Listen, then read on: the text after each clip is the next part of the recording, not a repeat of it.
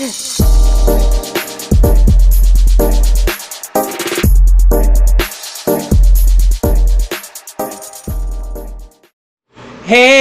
what's up everybody? This is your boy Kenny, and this is Pose Season 1, Episode 8, and this is the season finale. And the name of this episode is Mother of the Year. This is a great show. I'm so happy it's coming back for a second season. It truly shows the authenticity of the LGBTQ community, and I can say it's very rewarding, and it's a show that everybody needs to watch, even the straight community. Because if you really want to understand, the true essence of the gay community, this show definitely tells the story, and it was very moving. I'm not even gonna lie, I got very emotional through this episode, and it was great. And I'm sorry that this review is late, y'all. I've been kind of going through some rough patches, but I'm gonna keep it moving because I'm definitely dedicated to you guys, and I definitely appreciate all the love and support that I've received from these reviews. But I'm so glad that Pose is coming back for a second season, and I really enjoyed reviewing this show because it was a show that was moving for me. Being a gay black man myself, I definitely had to face some of these challenges, and also had to confront some of these deep-seated issues that were being displayed in the series. And I just say shout out to everyone, the cast and crew, Ryan Murphy, Janet Mock. This cast was phenomenal, and it really goes to show that when you really give us a platform to tell our stories and to tell it truthfully, it can create a hit, and it'll create a following. Pose has created a mass following, and I can say I'm very grateful to be a part of that by encouraging people to watch this show, and that this is a show that cannot be missed, and this is a show that definitely needs support, because we need a platform where our lives can be showcased and they can be seen in a positive light. No longer do we have to play to the stereotype of what it means to be gay, but we can actually show the true ethnicity of what it means to be black and gay, and some of the trials and tribulations, but also the advantages of being unique and different and being true to who you are. So let me begin with the review, but I just wanted to get that out there. But the episode picks up, Electra is down on Skid Row. Immediately, the song that came into my mind when I saw Electra going through, her trials and tribulations, now that, she's working at the peep show and she's sleeping on the park bench by the pier, and she's doing whatever she got to do to survive. I mean, immediately, my mind just went to, Down on Skid Row by Little Shop of Horrors. That song just started playing in my head. But also, they played the right song when they showcased, Elektras Struggle. They played Holding Back the Years by Simply Red. I love that song. It's definitely one of those songs that you hear when you're going through either rough times or if you've lost somebody. Whew. And I'm gonna try my best not to get emotional, y'all, but let's just say it was an emotional episode, and definitely that song definitely is very special to me because, definitely some of the people who have contributed positivity to my life, who are no longer here. I think about this song, and it definitely touches me in a deep place, because that some people really come to your life and they're gems, and they keep you going and they see you forward.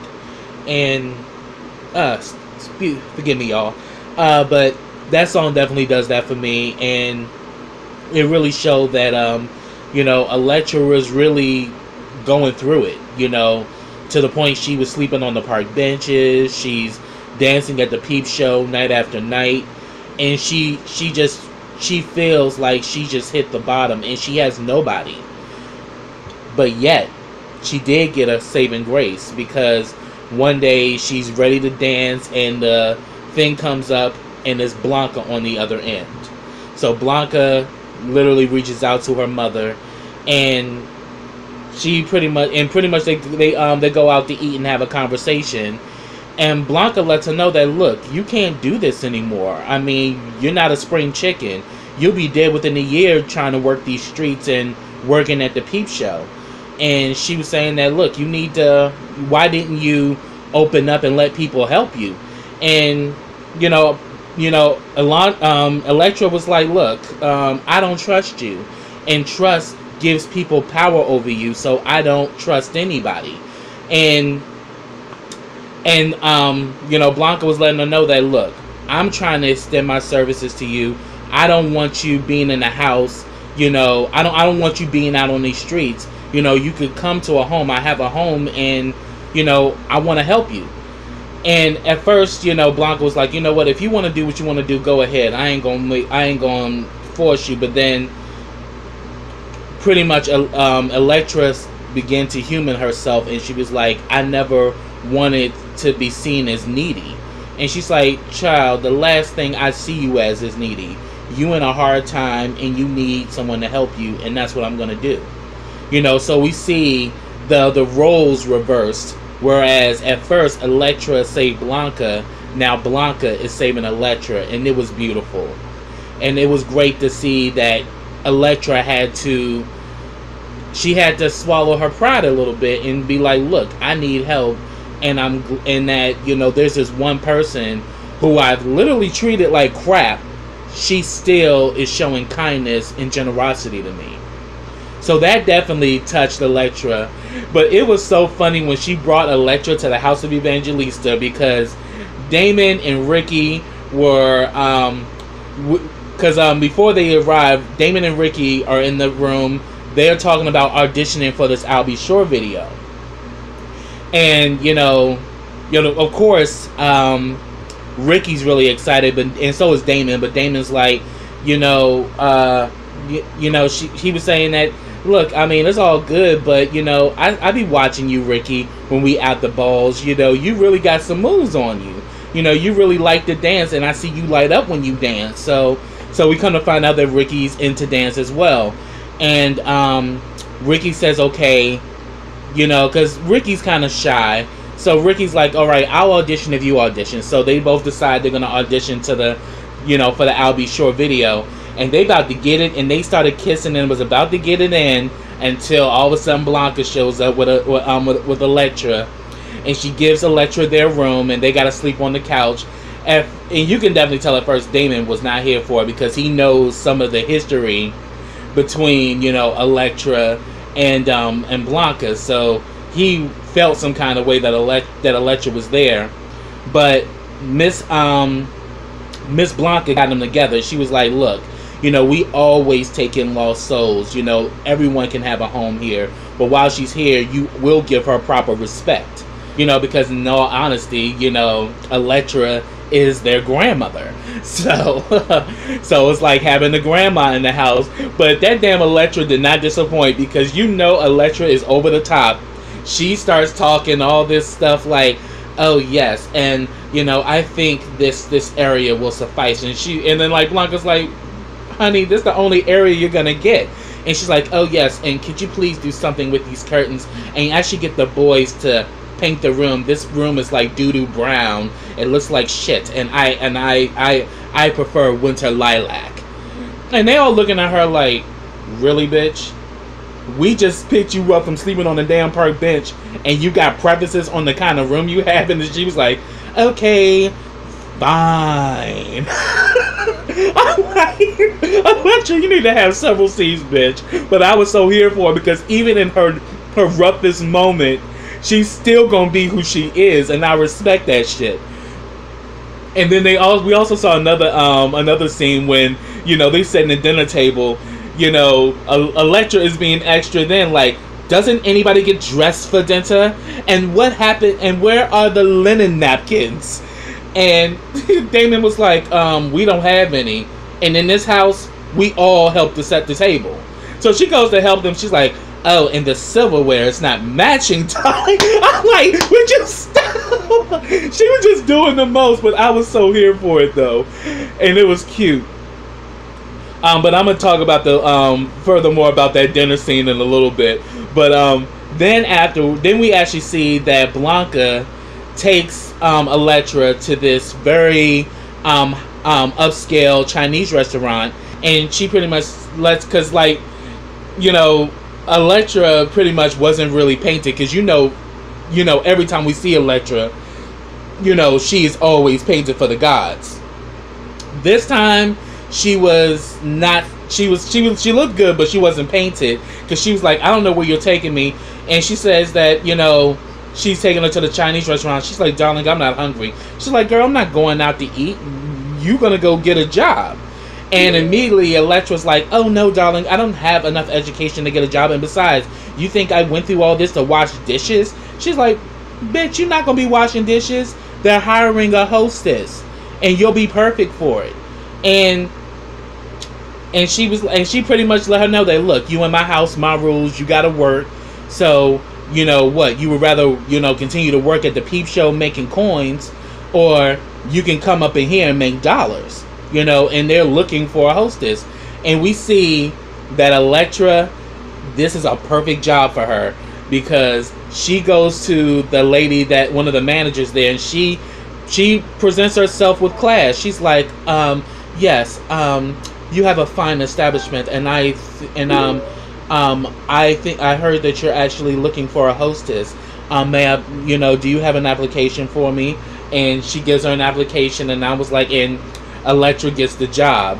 So I was just like, this is great, you know, seeing Electra in this new role where she's now becoming an independent woman, and she's now taking a new leaf on life. Then I'm going to talk about, next I'm going to talk about Blanca and PreTell. You know, PreTell is designing some garments for Blanca for the princess ball. And PreTell lets her know that, look, you're going to have some competition with the House of Veracity, you know, because they some bangy, messy bitches. Blanca even talks about that princess ball where they stole some girls' dresses and they did some real foul shit. And she says that, you know, I'm surprised you ain't snitched them bitches out. And she says that back then we were family and I had their back, but, you know, it's like they still on the same old messy shit.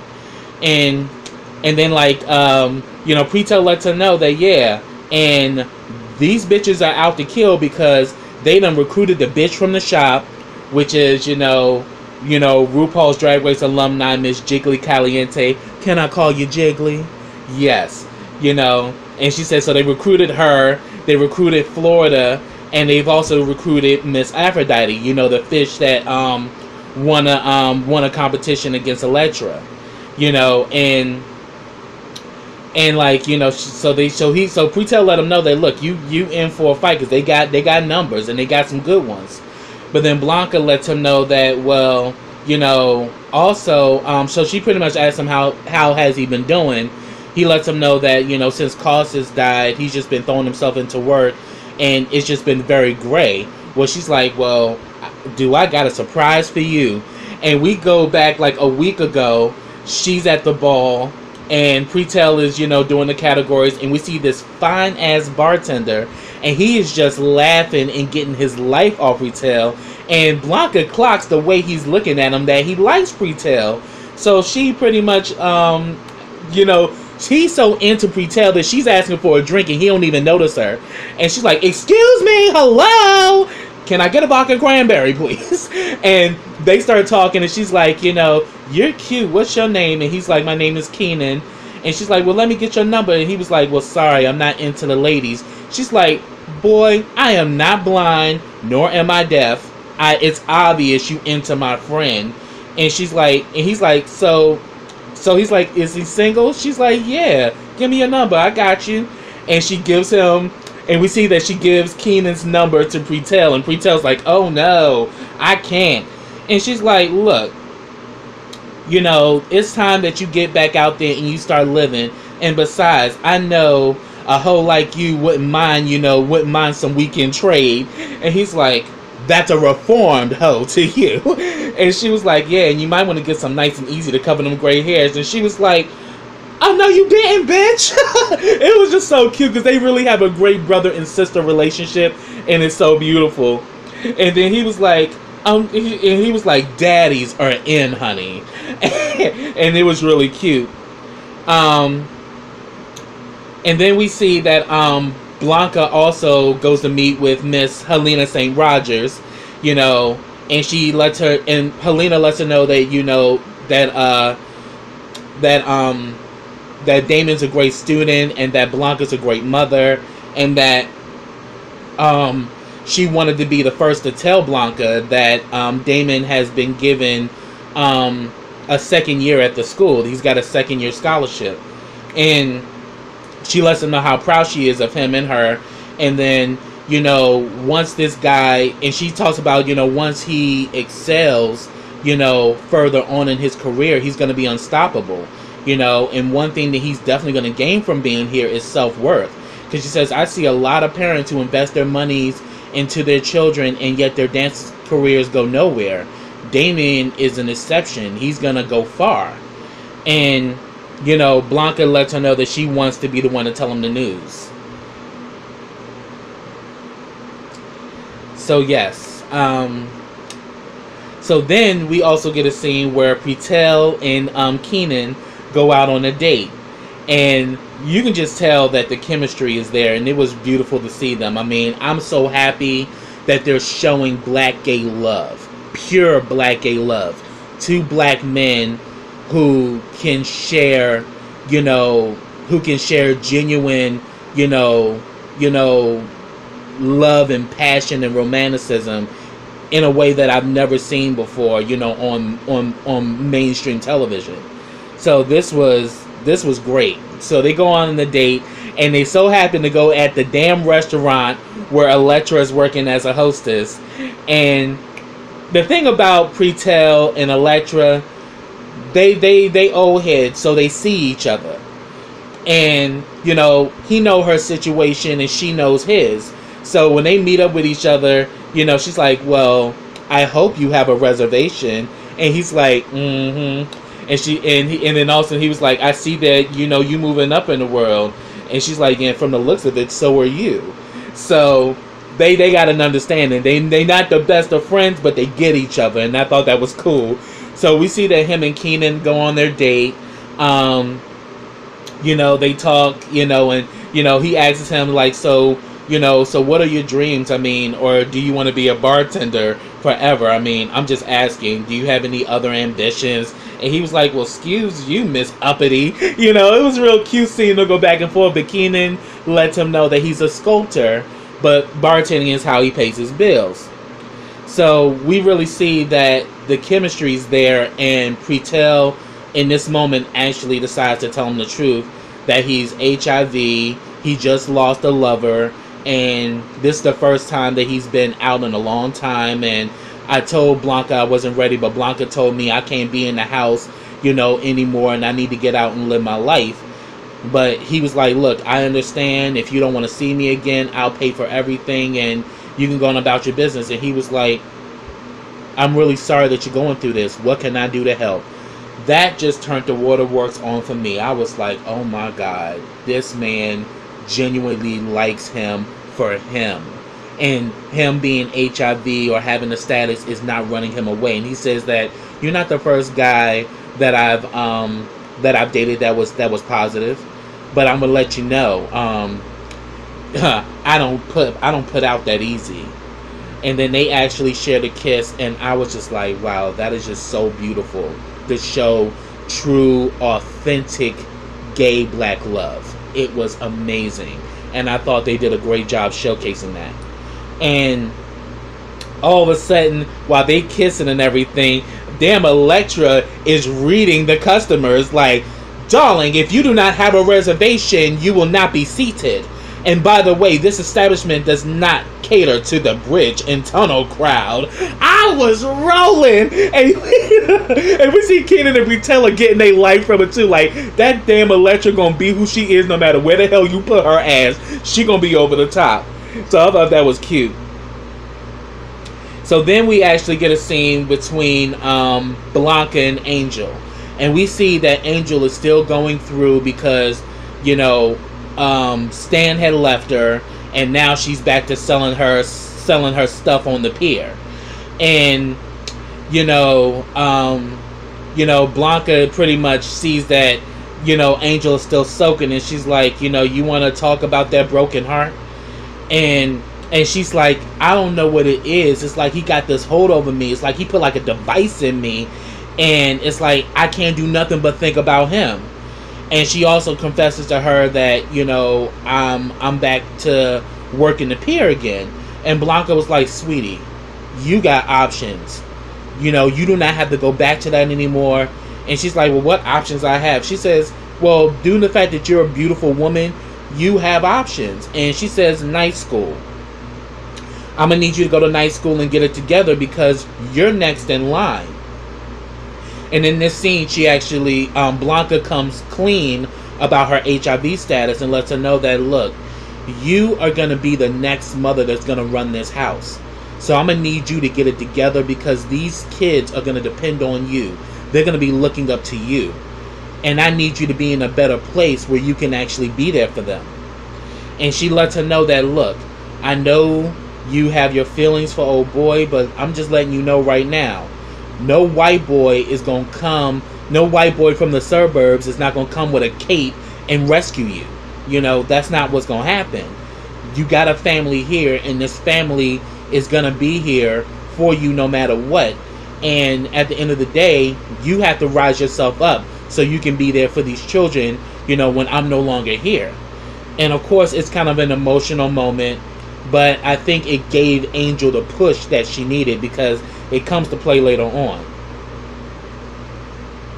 So going back to the dinner scene after Electra was over the top talking about the silverware and linen napkins and all of that, they go sit down to eat, and Blanca's like, she got good news, but then Damon's like, well, I got good news too. So she's like, okay, tell yours. And we actually seen a scene where both Damon and Ricky auditioned for the I'll Be Sure video, and they both got chosen. But I had an eye on that choreographer because the way he pretty much told all of them they can stay, and he told Damon he can stay, and then he also looked at Ricky, was like, oh, and you stay. So I'm like, he had his eye on Ricky, so I'm like, this is gonna be interesting.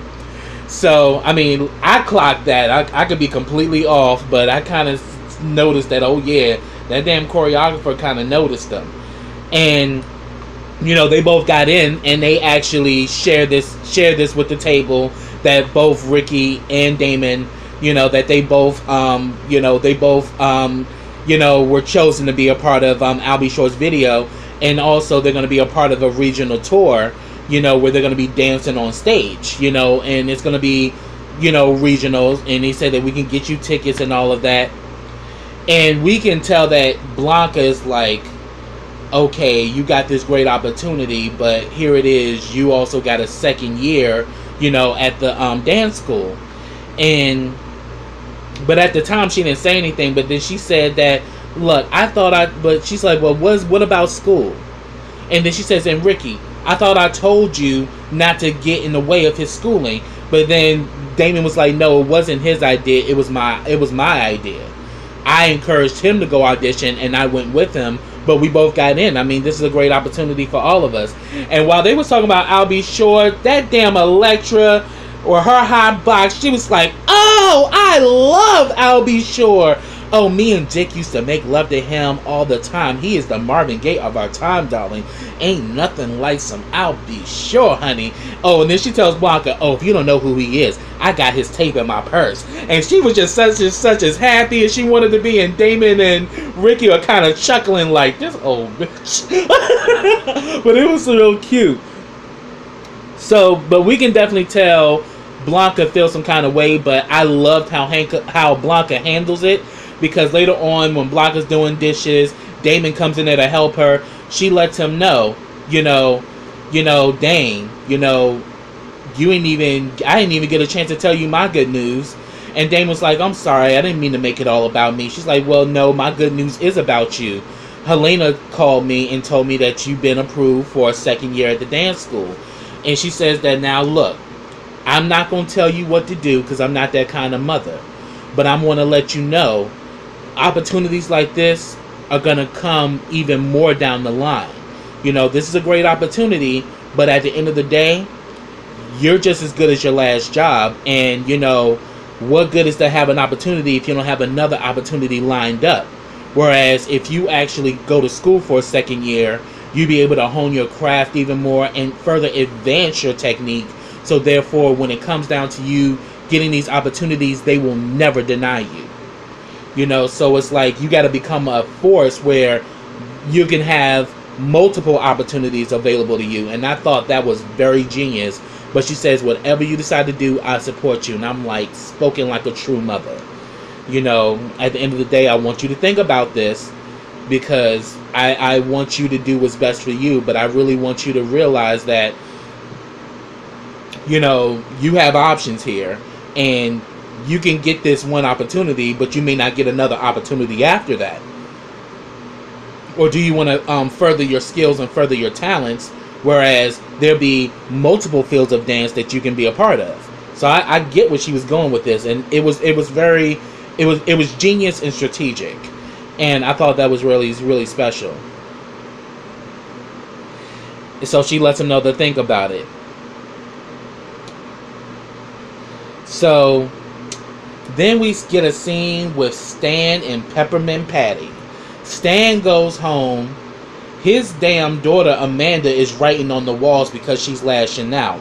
Now, we can definitely tell this is a white home, because if it was in a black home, you writing on these walls, you be getting that ass whooped. I'm just saying. But, you know, Amanda's lashing out because the father's not home. And he pretty much says that, look, I know how you feel and all of this, but I think it'd be best I move back in, and, you know, we can play this up. You know, at nighttime, I can go stay in the guest room. You know, no one will never know. And pretty much Miss Patty was like, oh, no more pretending. You know, everyone does need to know. Albeit, I won't tell everything, you know, but, yeah, of course you're not going to tell anything, because you don't want to feel the fact that he chose a trans over you, honey. That, you know, so of course you don't want them to know everything. But she was like, yeah, we're separating, and, you know, but you're right. It would be better if you actually live here in the house. But then she lets him know, you need to quit your job, you know, sell the car, the cufflinks, all of it. You know, no more Mr. Executive Man. And he's like, well, what I'm going to do for money? She says, get a job here in the area. You know, get a job as an accountant or something. And, you know, I'm going to go back to college and get my master's. And I'm like, all right, Peppermint Patty, you are really doing the most, because you already feel some kind of way. But now you want him to kind of, you know, take himself down so you can rise up. Really, boo-boo? I mean, if anything, the way you going at it, you might as well should have just slept with Matt and his nasty ass, because y'all both caught from the same cloth. You all trying to use this man. And Peppermint Patty's real claws kind of came out in that moment, where she's like, yeah, you know, you need to quit your job so you can be here for the children, and I can go further my career. And I was like, she's like, I'm trying to, you know, become independent. So, and pretty much Stan was like, I understand that. Because now he realizes that, yeah, your marriage is pretty much done, but you need to be there to help raise them children.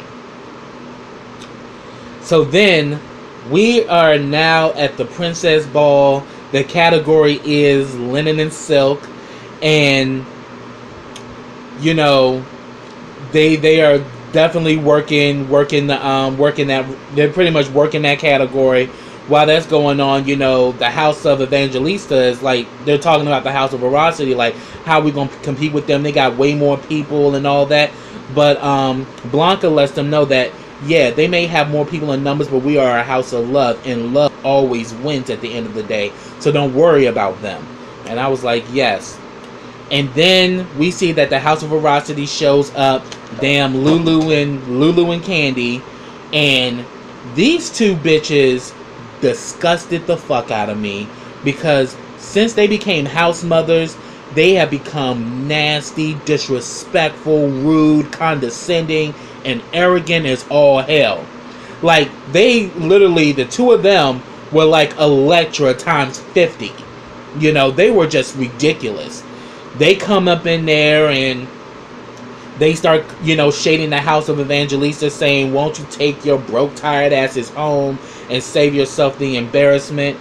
And, you know, they start reading Blanca, you know, Blanca's look and all that, and she pretty much says that, look, I am here as a mother, showing love and showing, you know, and trying to uplift everybody.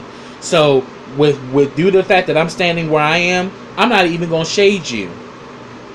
And then that damn Candy with her nasty fucking mouth starts going in like, well, you can't shade us, not with that look, not with that tired ass look that you serving. And then she touched her and was like, ooh, I got cut from her stubble.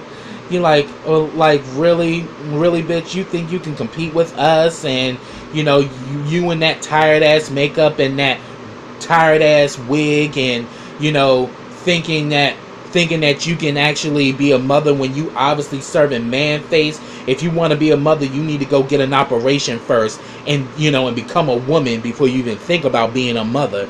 I mean, she was really fucking nasty to Blanca, to the point, because there's a fine line of throwing shade to you being downright, to the point where you're just being disrespectful. And what Candy did was just mean and disrespectful. And even Poppy was like, look, you ain't gotta be attacking somebody's femininity. What's wrong with you? And she's like, shut up, little boy, and go get me a drink. And they were just treating Poppy like any old thing. And Blanca was hurt, and she just excused herself. And you know, she got very emotional because she was really hurt that they said those things about her. You know, that this was, at one point, these were her sisters, and now they're just being mean and downright disrespectful to her. And I was just saying, I said the same shit like in my last review, that damn House of Veracity was gonna fall before it rose because they were just doing too much. And yes, I saw Jiggly Caliente there with them, you know, and Miss Aphrodite, you know, so they all was there, you know, as a crew. And Blanca was hurt, and she goes off to start crying. And then we see Electra come in. Electra was serving Parisian couture, you know, Diana Ross mahogany with that look. It was everything. She had the big shoulders and had this nice, and then like the way it was fitted on her, bitch, looked like something straight out of Vogue, like flawless. Electra goes and finds Blanca. She sees that Blanca's crying, and she pretty much says that, you know, I've never known you to walk away from a challenge, but I want to actually help you and the House of Evangelista win because you done more for me than anybody. And she lets her know that today I got my first check from the restaurant, and I feel so liberated because this is the first time that I wasn't getting paid by doing something dirty. You know, I actually worked and I earned my own money. It felt so great. And I have no one to thank but you, because you saved me and you showed me a different way. You showed me what it is to be a true mother. And I'm going to return the favor for all that you've done for me. And I'm going to help the House of Evangelista, you know, clean up in this princess ball. So what is it that you want? So she redoes her makeup, and Blanca says, I want to challenge the House of Veracity. She's like, consider it done. But before I do that, I gotta go read a few bitches and get them together. But before she leaves, she tells Blanca, you have always been my heart. And that damn near made me choke. I was like, oh my God. It is great to see how their relationship as mother and daughter has progressed. And she really sees that, yeah, Blanca was the true daughter out of all of them bitches. So we see Miss Electra goes out there. She finds the House of Veracity, and she reads them the fuck down. She even says, like, Miss Aphrodite, I ain't got no beef with you, but you know, you can stay, or you can leave, so you don't have to see all this blood I'm about to shed. And Aphrodite was like, I ain't got nowhere to be. She's like, okay, well first, now you witness how bad of a mother I was, because look what I done produced. Lulu's ass you know, can't get money unless she's working a pole. And damn, you know, Miss Candy over here is so insecure in her shit that she had to get a body, even to the point that she even injected cement in her derriere. I was like, bitch! Got them all the way together. And she was saying that, bitch, you may leave my house, but you will never leave me, because I'm in your head, bitches, telling you that you're not pretty enough, that you're not good enough, and you're not smart enough. Bitch, you wouldn't even know where to go unless I pointed the direction, bitch. And let they asses have it. Like, bitches, the reason why y'all so rotten is because of the way I treated y'all. But yet, y'all even more rotten now because we are about to take your house down. And then she also says, Poppy, I think you paid for your sins long enough, but I know that your mother, Blanca, would be happy to take you back if you grovel a little bit. And Poppy's like, I don't even know what grovel means, but I'm with that, because we saw before Electra came over there, you know, that mean ass Lulu gets mad because he didn't get the proper drink that she wanted, and she literally threw the drink at him.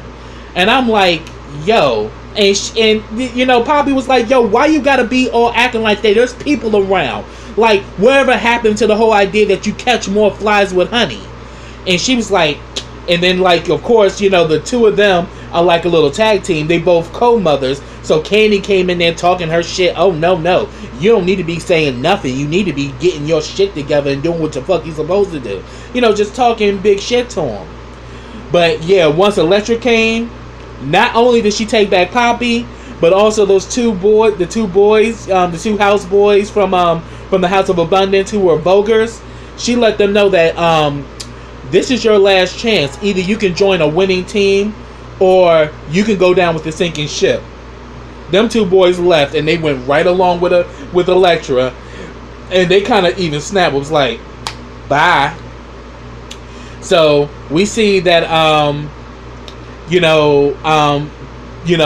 Electra meets up with Blanca. She says, well, I hope you're gonna have to make space in that little small little apartment of yours, because now you got new members. So she welcomed the two boys, and then we saw that her and Poppy, you know, they reunited, and it was all so good.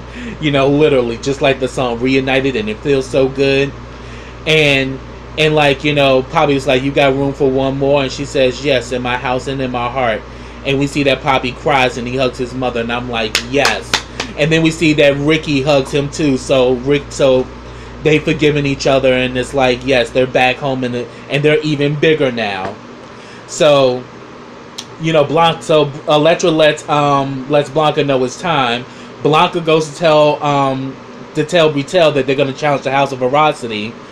And that's exactly what goes down. The category is house versus house, and they come out with their best stuff.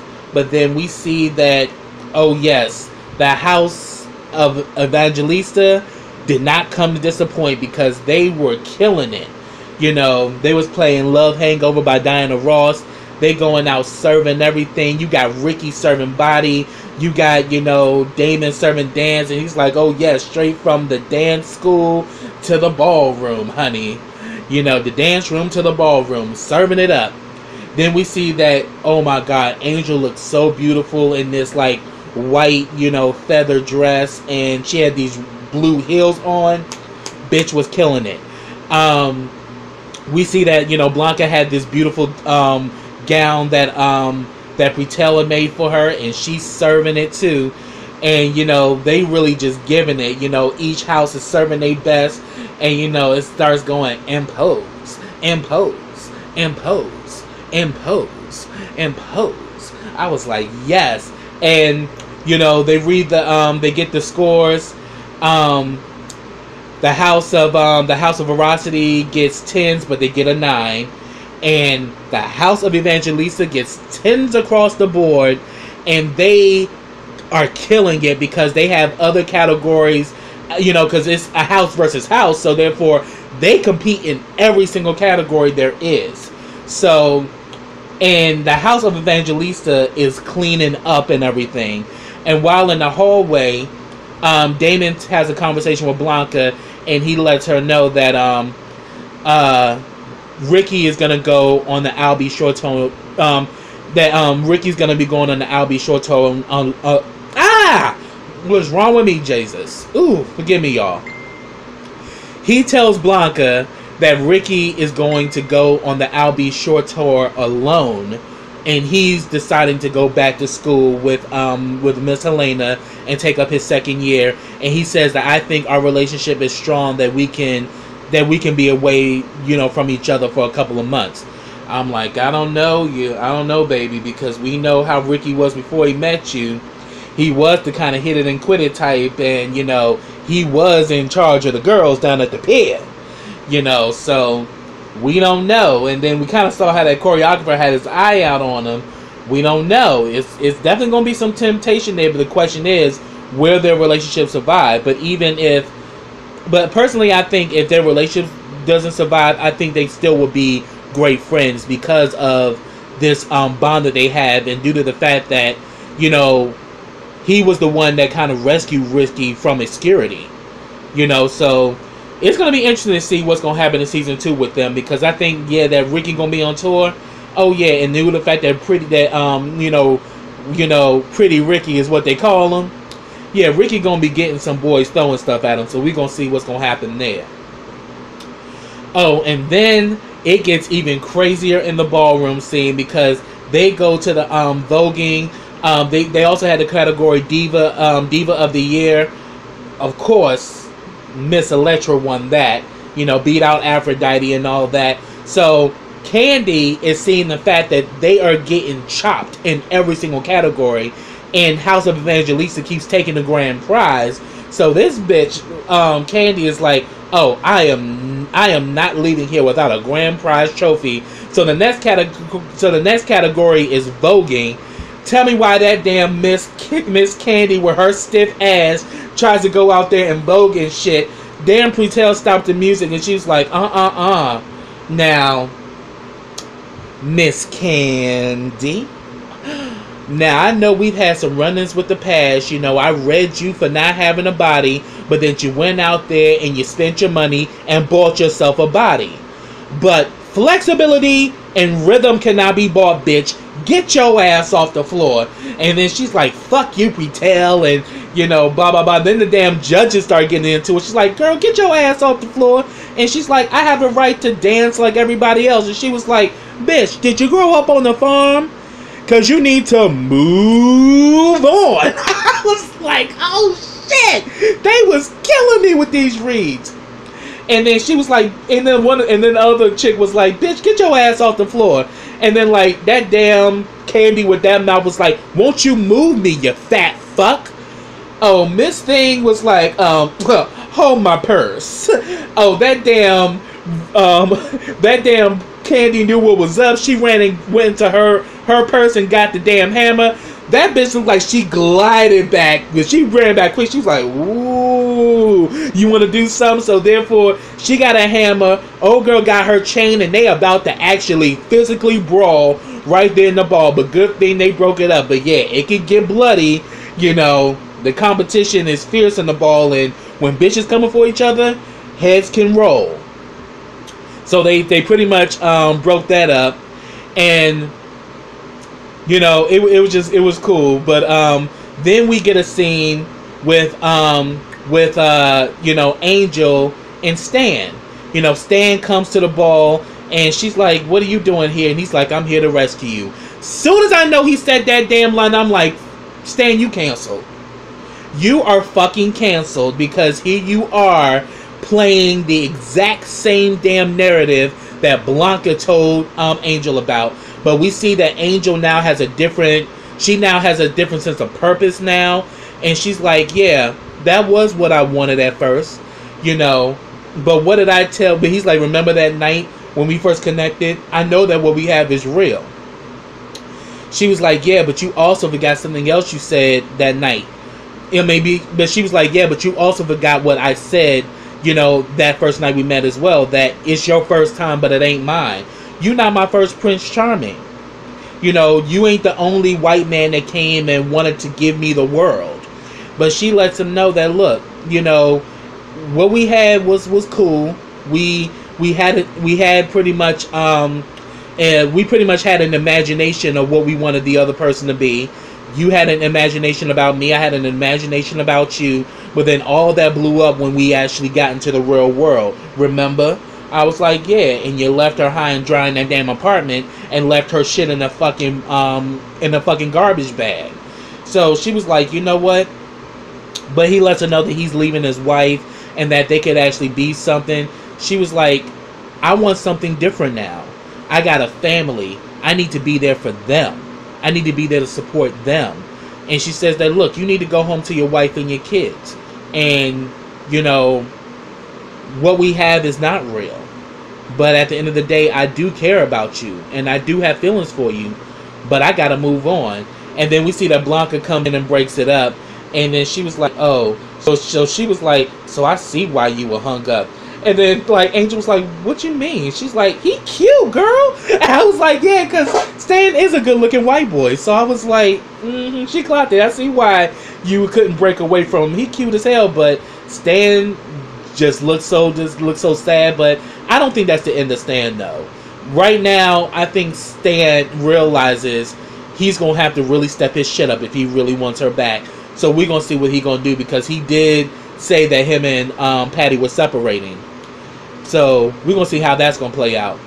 So then the next category is Mother of the Year. Blanca has this beautiful dress, and you know, we see that so we pretty much see in this scene that it's the House of Mugler, the House of Pendavis, the House of Extravaganza, and the House of Evangelista. Those are the houses that are up for Mother of the Year. And we see that it was an unanimous decision.